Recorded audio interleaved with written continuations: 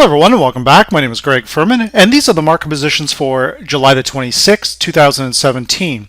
Now our first trade for tonight is going to be again in the Forex market. What we're looking at is the British pound Japanese yen, a very volatile cross pair. Now going with the primary theme this week of buying British pounds, what we can see is we've got a pretty decent support is basically come through here around the 144 area.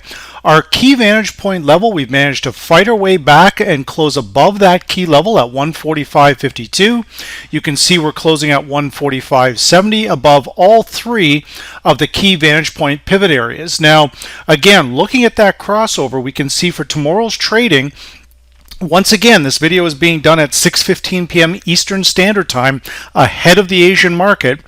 The market is, again, our neural index is gone from multiple days at a 0, has gone to a 1, saying we're going to have an up day. Now, we do have a crossover down on the predicted MACD, but we're above the 0 line, which still remains bullish. We're recovering on the predicted RSI at 53.3, so everything looks pretty good there too.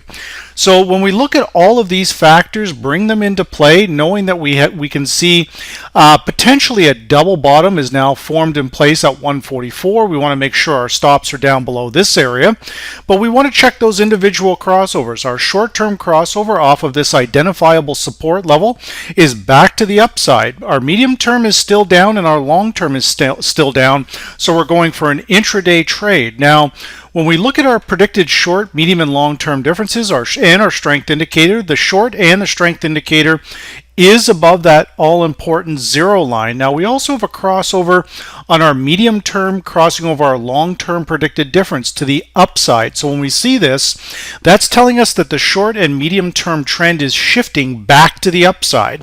So we can use that to our advantage. Now, once we've done all of our checks, again, guys, then and only then do we go into the all-important daily report.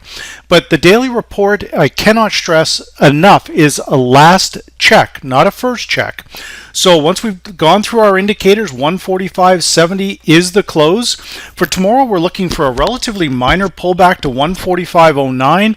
We're then going to target all the way up to 146.57. So again, we're going to use a 100 pip stop loss. We're going to put our stops at about 143.90. We want to be below this potential double bottom here. We don't want to stop anywhere in between here, guys, because that simply doesn't make sense. Now, our second trade for tonight, we're going to go back to the U.S. energy sector. Now, again, I have been a strong proponent that the energy sector is grossly undervalued. We've seen massive moves in the energy sector stocks, a number of which are down 40-50% on the year. So this represents a potential buying opportunity here for the savvy trader. Now, when we look at our in the energy sector here, Nobel Energy, the NBL stock, is the one we're going to be focusing on here.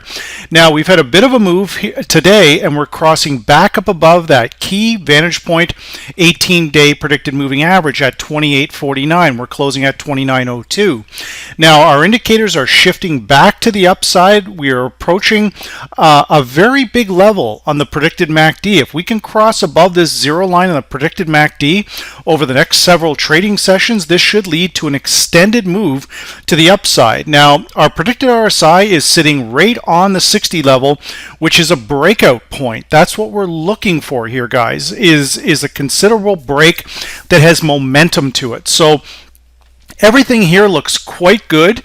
When we're going to clear the screen off here now so everybody can see. When we look at our short-term crossover, we are moving back up, but our medium term is already to the upside, as is our long-term crossover from VantagePoint. So when we're combining that with the additional indicators, that's warning that we are potentially getting ready for a bigger move. So from here, guys, we then go into the daily report to make sure we're checking the daily report and to fine-tune the entry point. So with that close at 29.02, We're now looking for a minor pullback tomorrow to 28.55 so we can get long.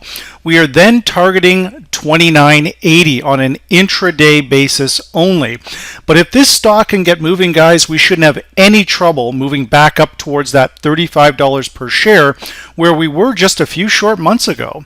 Okay, so that's a key thing we want to look at. Now, when we're talking about stops, right now I would keep my stops at the very minimum down below our most recent swing low at 26.50, because ultimately, guys, we're looking for a bigger move here. If we look at this particular stock, even just over the last 6 months, this has been up as high, you can see, as $40 per share. So if we can buy this at 28.55, that's a very good value on this stock. If we look at it over the course of a year, we've been even higher, up as high as $42 per share. So once again, it looks like we've got a bottom in place here. Nothing is for certain in trading, but it certainly does look like this stock is getting ready to move.